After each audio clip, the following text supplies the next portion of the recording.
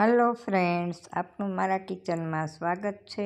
આજે આપણે કોથમરીની ગ્રીન ચટણી બનાવશું, જે કિડની માટે તેમજ બીપીવાળા દર્દીઓ માટે ખૂબ જ ફાયદાકારક છે। ડાયાબિટીસ અને બ્લડ શુગરને પણ તે કંટ્રોલ કરે છે, સાથે સાથે પાચન શક્તિ પણ વધારે છે અને લોહી પણ શરીરમાં વધારવા માટે જરૂરી છે, જે આપણે કોથમરી ખાવાથી પોષક તત્વો મળી રહે છે।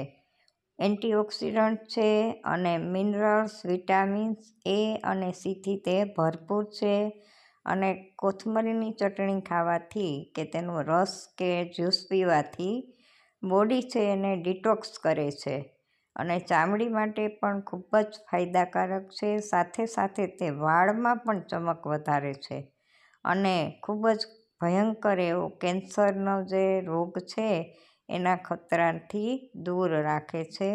તો આપણે હંમેશ માટે તરોતાજા કોથમરી છે એનો જ્યુસમાં કે પછી ચટણીના રૂપમાં કે પછી કોઈ પણ દાળ શાકમાં આપણે એનો ઉપયોગ કરવાથી આપણે જરૂરી પોષક તત્વ છે એ મળી રહે છે।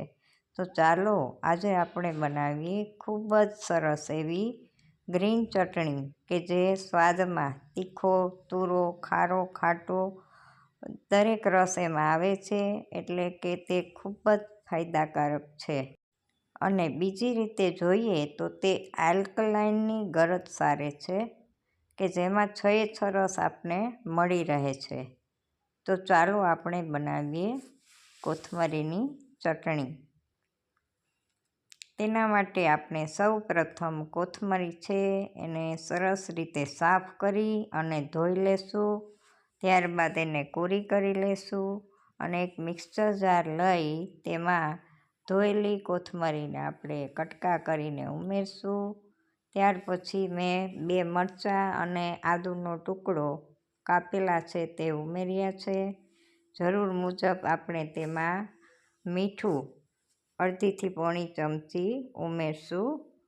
મીઠું ઉમેરી અને ત્યાર પછી અહીં મેં ખાંડનો ઉપયોગ નથી કર્યો, પણ તેને બદલે હું સાકર છે એ અહીં ઉમેરીશ। આ બધું મિક્સ કરી અને 1 થી 2 ચમચી તેમાં પાણી નાખી અને આપણે સરસ રીતે તેને ક્રશ કરી લેશું। અહીં મેં અડધા લીંબુનો રસ પણ ઉમેર્યો છે, જેથી કોથમરીમાં ખટાશ પણ આવી જશે। ખાટો, મીઠો, તુરો, તીખો બધા સ્વાદ છે એ આપણે આ ચટણીમાંથી મળી રહેશે। આ ચટણી ખાવાથી ભોજનમાં સાથે લેવાથી ભોજનની અરુચિ જે હોય એ પણ દૂર થાય છે અને જઠરાગ્નિ છે એ પ્રદીપ્ત થશે। તો આ રીતે આપણે સરસ રીતે એને ક્રશ કરી લઈ અને આનો રોજિંદા જીવનમાં આપણે ઉપયોગ કરવાથી આગળ જણાવેલા દરેક ફાયદા છે એ આપણે મેળવી શકીએ છીએ।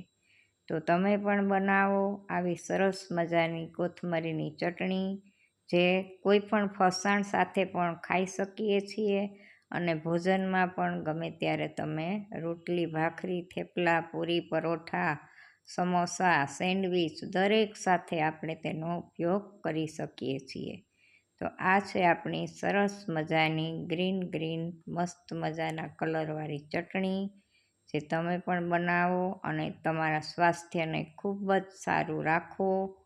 તો આપણે આ રીતે રોજ આવી 1 થી 2 ચમચી ચટણી છે એ ભોજનમાં તેનો ઉપયોગ કરવો જોઈએ।